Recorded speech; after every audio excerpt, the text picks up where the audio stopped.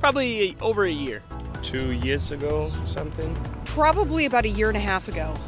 Probably within the last 6 months, a neighbor. My roommate locked herself out twice.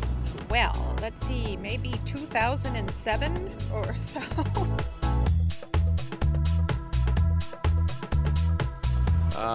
They couldn't understand why they had to replace their 40-year-old lock and that it couldn't just be fixed, but then they finally came around and got a whole new lock.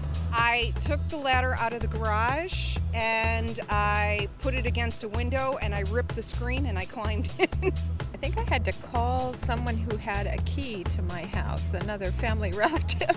I was home for the weekend and it was a Superstorm Nemo blizzard, so she had to wait till Monday morning to get a replacement pair of keys.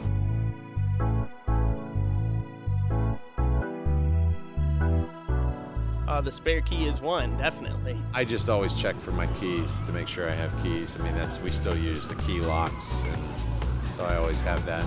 Yes, I take my keys with me and I have a keypad on my garage with a code.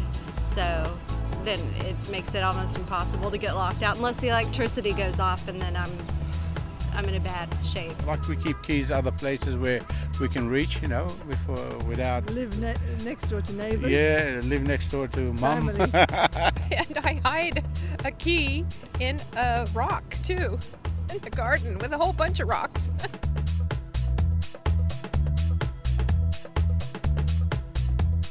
I would default to a locksmith, yeah, because I want it done right, I want it secure.